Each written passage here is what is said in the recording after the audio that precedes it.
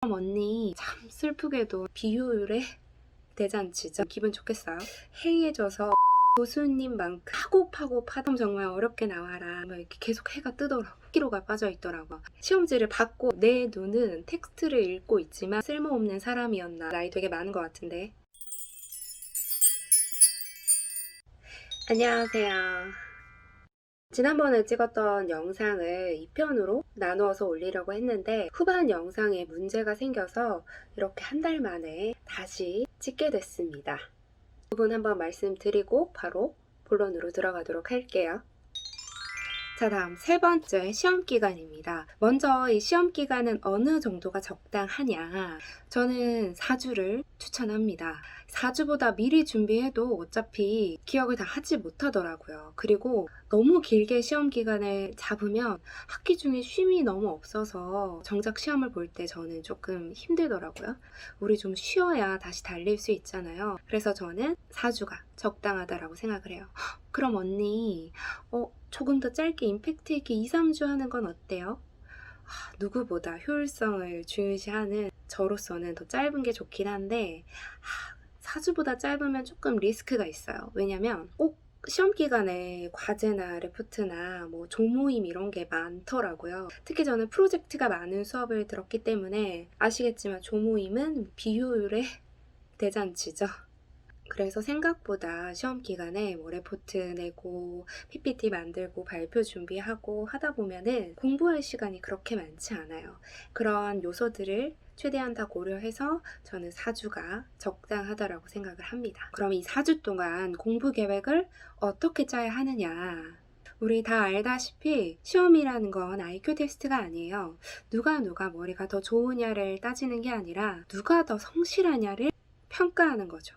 왜냐면 시험의 범위와 내용이 다 어차피 공지가 되기 때문에 성실하게 잘 준비한 사람이 잘 보는 거죠. 근데 우리 모두에게 주어진 시간은 다 똑같기 때문에 이 주어진 시간을 어떻게 효율적으로 공부 계획을 짜느냐가 중요해지겠죠.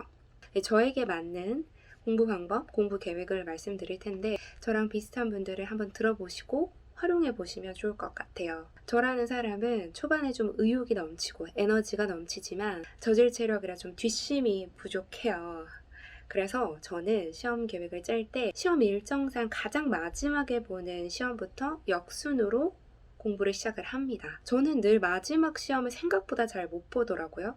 아무래도 좀 집중력이 떨어지기도 하고 주변에 이미 시험이 끝난 친구들도 있고 또 방학을 앞두고 있기 때문에 해이해져서 조금 생각보다 늘 시험을 못 보더라고요. 그래서 일단은 그 일정상 마지막에 보는 시험부터 역순으로 계획을 짜고요. 그 다음으로는 가장 어렵고 가장 못하는 것부터 시작을 합니다. 자, 우리 여기서 한번 시험을 출제하고 성적을 주시는 교수님 입장에서 한번 생각해 보도록 해요. 아니, 내 마음도 모르겠는데 무슨 교수님 마음까지 알아야 돼? 할 수 있겠지만 단 1분만 한번 생각해 봅시다. 교수님도 성적 다 잘 주고 싶지. 맨날 이렇게 성적 주고 나서 매일 이렇게 받고 이러면 기분 좋겠어요? 근데 뭐 절대평가가 아니라 상대평가인 이상 일정 비율로 성적을 나눠줄 수밖에 없죠. 근데 뭐 어떤 보고서나 뭐 프로젝트 이런 것들은 사실 학부생 수준이 거기서 거기이기도 하고 점수차를 크게 주기가 좀 그래요. 오히려 그거는 좀 성실도를 평가하는 거고 제일 간단하게 차이를 둘 수 있는 게 아무래도 시험 성적이 되겠죠. 그래서 보통 학점의 가장 큰 비중을 차지하는 게 시험 성적이 됩니다. 그래서 이 시험에 변별력 있는 문제가 나올 수밖에 없고 변별력이 있는 문제란 즉 어려운 문제를 의미하죠. 그런데 참 슬프게도 난 너무 평범한 범인이라 남들이 어려운 건 나도 어렵고 남들이 쉬운 건 나도 쉽더라고. 그래서 결론은 우리 다 같이 쉬운 부분에서는 맞춰서 점수를 받쳐줘야 되고 그리고 다 같이 어려워하는 부분에서 성적을 아주 잘 받아야 합니다. 제가 생각하기에 이 A와 B의 차이 그리고 A라는 성적 안에서도 저희는 4.3 만점이라서 뿔 마이너스 제로까지 있었어요. 이 간극의 차이는 정말 한 끗이거든요. 이 한 끗은 그 어려운 부분에서 얼마만큼 점수를 얻어내느냐입니다. 그래서 이제 어려운 부분부터 시작을 하는데 제 목표는 이 부분은 내가 교수님만큼 내가 마스터하겠다라는 생각으로 합니다.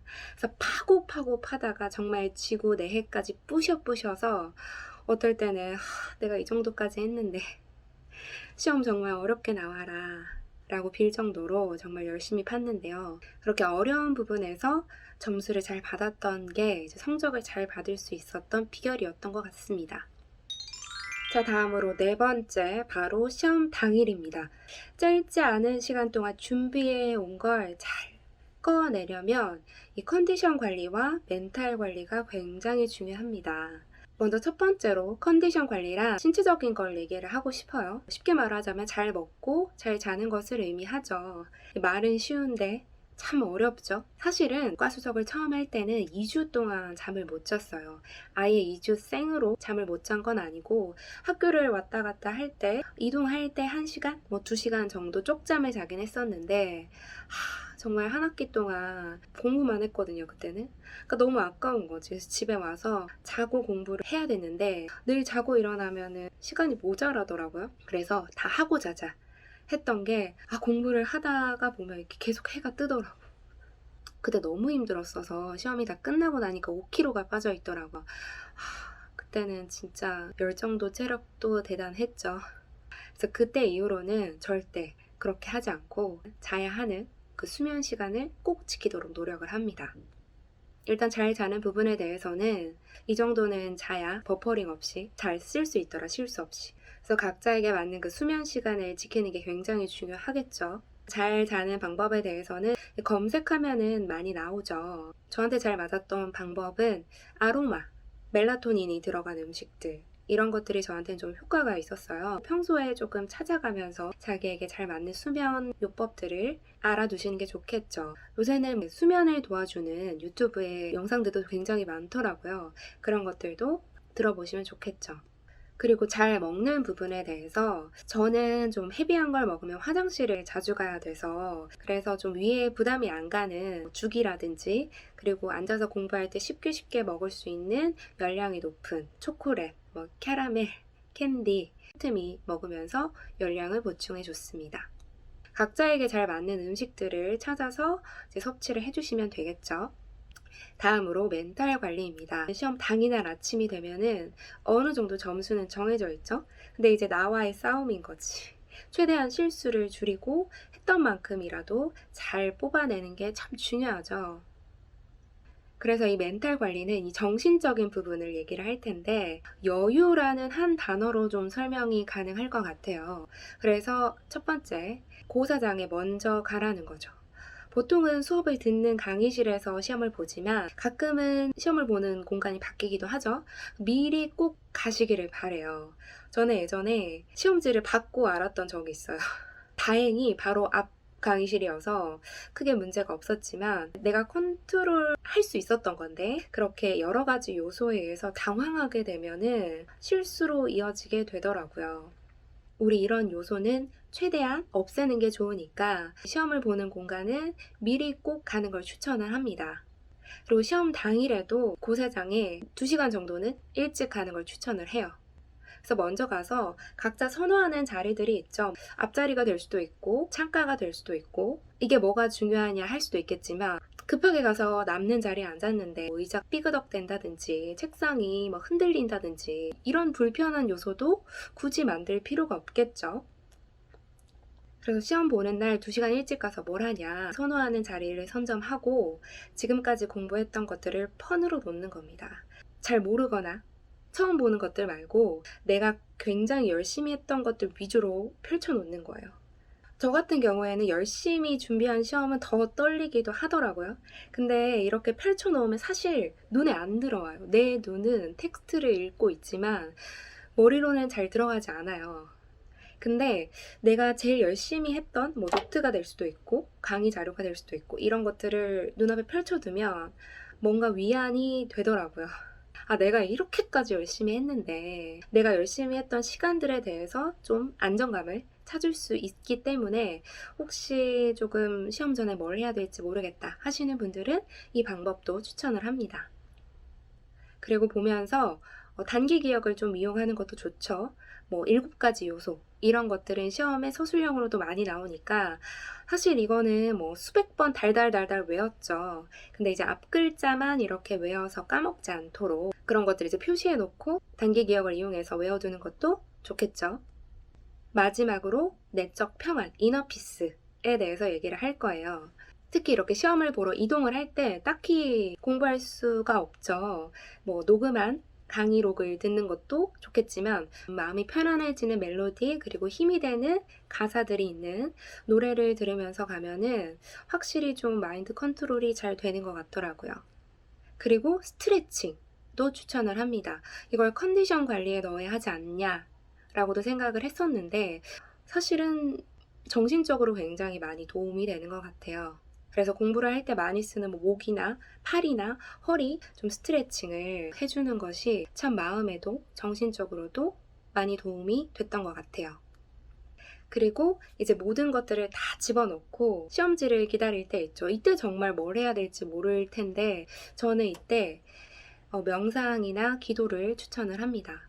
무신론자이신 경우에는 심호흡을 하면서 명상을 하시는 것을 추천드리고 또 유신론자이신 분들은 기도를 하면서 마음의 평안을 찾는 게 시험을 앞두고 괜찮은 마음 상태로 준비를 하는데 참 많이 도움이 됐던 것 같습니다.